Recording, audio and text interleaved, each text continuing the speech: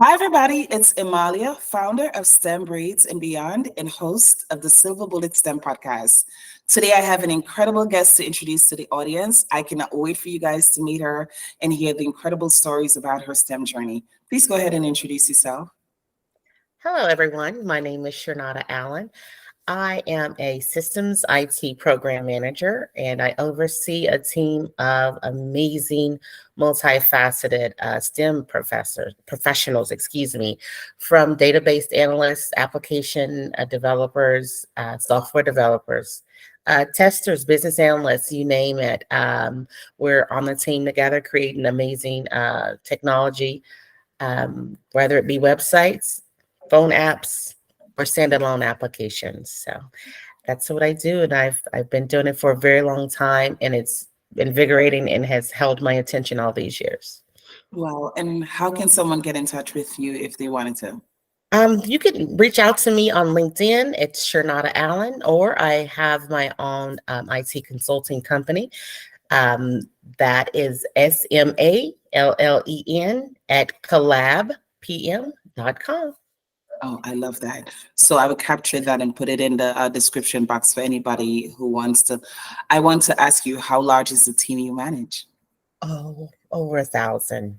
Um, yes, I am the program manager, so I do more of the strategic planning. I do more, budget gathering of the resources, capabilities at a higher level. But I have an amazing team of project managers that oversee each of the project areas.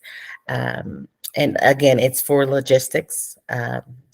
And we're creating robots and tracking devices, and each team does something very unique and innovative. So it's a little bit over 1,000 people. Oh, wow. If you don't mind me asking, how did you get into STEM?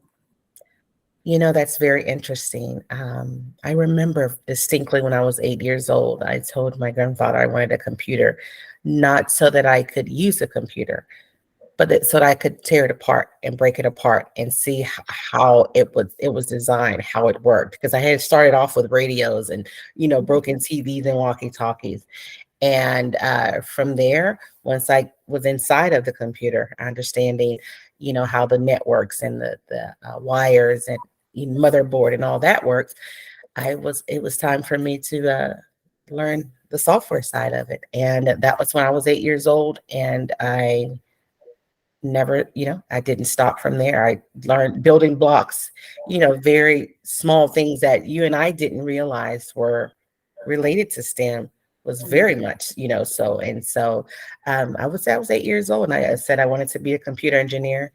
The college that I chose didn't have engineering, so I had to choose computer science that encapsulates everything related to, design and everything computer science related. And and I've just grown from there and went ahead and got my master's in computer science and started from the bottom as a help desk person on the IT help desk. So that's what. So you bring up a great point. What is the difference between computer science and a computer engineer? Because in our demographic, some kids may not know the difference. You know what I mean? So Tell that's a us. very good question. Computer science, as I said earlier, it kind of encapsulates all of it. You learn how to be a software developer. You learn how to do web design. You learn how to do networking and patching, which networking is allowing computers to talk to one another, whether it's over a local area network within your organization or a wide area network Mhm. internationally. You learn also about, the motherboard, the switches, the routers, how to build robots. So you get a very not only wide perspective, but an in-depth one as well. Whereas engineering, I think it has more of a concentration on design, the Yeah. physical design of the computers, how to build a router, how to build a computer, how to build a server room. Servers are tons of computers in one room communicating with each other. So I think that one is a bit more concentrated, if you will, as opposed to computer science. It kind of covers all of it. Yeah. What I hear you saying is that if a child or a person is interested in computers and not sure what field they want to specialize in, Computer science gives you a well-rounded approach, and then you figure out what you like versus going into computer engineering and then realizing that you don't particularly like that. So computer science gives you a really good catch-all. Is that what you're saying? Absolutely. And you go from there, you could be a database architect, you could be a network engineer, you can go a plethora of different options, with computer science. Even with computer science, they allow you to do some electrical engineering because as you stated, you get that overall lesson, but you also go, very in depth. And so your aperture, if you will, is very wide. Absolutely. And is that part of the reason you're able to manage such a large team of diverse skill sets? I would say so because I've played multiple roles. I've been a systems engineer before, where the system engineer basically, I guess, kind of forecasts and can see the entire picture. And we put it in pseudocode so that the developers, software developers, application developers can write the code just straight from what the engineers, provided, for them in a block by block, section. I've done, as I said, testing. I started off on the help desk, answering calls and breaking down. I've worked as an application developer for many, many years. So having touched all of those areas really helps me be a great leader, to the team and understand when they give me a timeline. Is it accurate? Is it padded? Did they give themselves more time than they actually need? So it helps from that perspective, as well as when it's time for me to hire resources, what's going on in the market, do market analysis, how much, does it cost, to develop a system, what resources are needed to, allocate to that. So yes, I would agree with that statement. Based on your job now and what you see as your childhood interests, they say hindsight is 50-50. In Mm. hindsight, do you think that you actually could have done more had you had the knowledge and skill set of your job, or you may have been better aligned to even a more deeper aspect of STEM? Looking in hindsight, how the girl I got you. How do No, you? yeah. Oh my gosh. So that is such a loaded question because though I was so very intrigued and, immersed in computers, even when I made it to high school, my senior year, we only had typewriting and maybe word processing. So, and I think I was the only minority in the class. So by the time I made it to college, I want to say 90% of the students had already been introduced to coding. They had already been introduced to what goes on behind the scenes with the word processor and the CPU, whereas I had just had typewriting. So I knew where the keys were on the keyboard. And again, no one looked like me even in my college class, not even my professors weren't even American.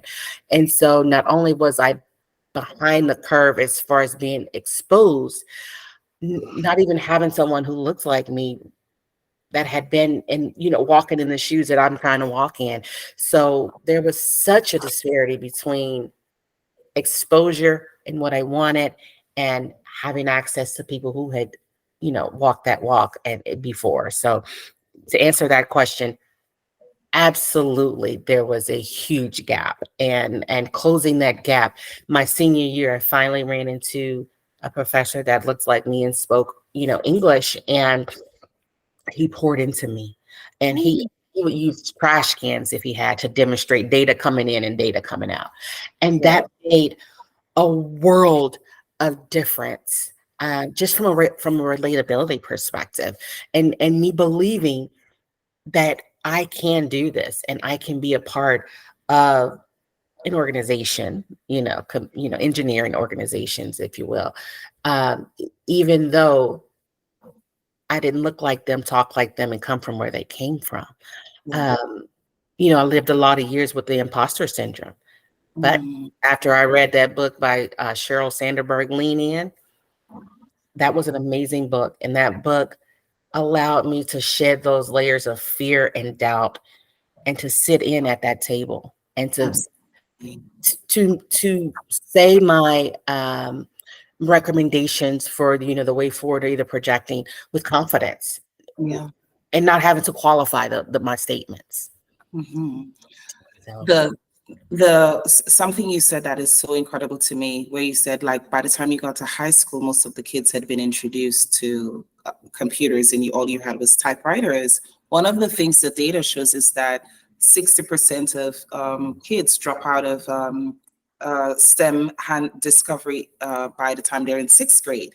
mm, And nobody can understand why. Well, if the children who are in there are not predominantly Black, and they've had exposure to a lot of the concepts from a young age, when yes, a child in sixth grade starts that class, they're starting literally behind the eight ball, not even talk about yes, college. In the same thing, 60% of Black students, 60%, the same number who drops out of STEM, drops out of college by their third year, because no, they don't realize that, college is a place. And when you have teachers who don't understand the difference culturally, yes, there's relatability. When I was doing my master's, I think I was 2 semesters from finishing and literally considering dropping out.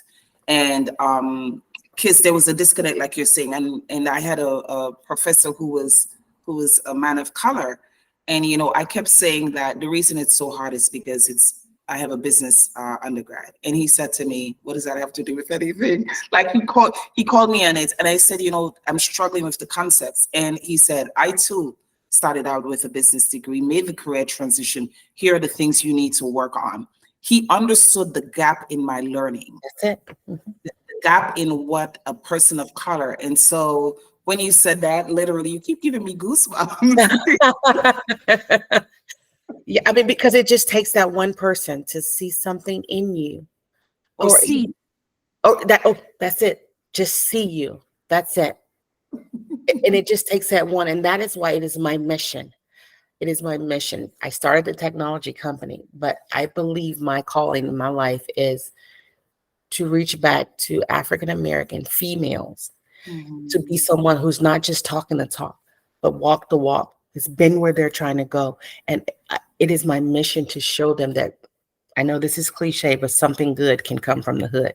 Like Absolutely. truly, because if I can, from where I came from, and I Mhm. want them to know it doesn't always look like the Mark Sanderbergs and the Tesla people. Like, yes, that is a form of engineering and technology. That is a form of STEM, but there are many different avenues in which we can fit into with our innovative, because it's all analytics. If you're an analytical thinker, Mhm. at the end of the day, that's all it is. It's analytics. If you would see my notes right here, here's the thing that I realized: the number one reason why the STEM gap is not being filled. And this is what we were talking about, the fact that I'm working towards doing a PhD early next year, is that most underrepresented communities don't realize that STEM is just cognitive ability.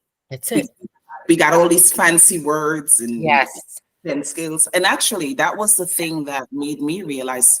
I was sharing with you, my son is naturally academically gifted. Hmm. Daughter, like me, only is good in a few subjects, and then everything else is labor. Yes. They're killing us. Yes. Yes. But when the engineer said to me, "Hey, you're demonstrating STEM aptitude," Hmm. I said, "What makes somebody have STEM aptitude?" Because I didn't even know you could see STEM aptitude, right?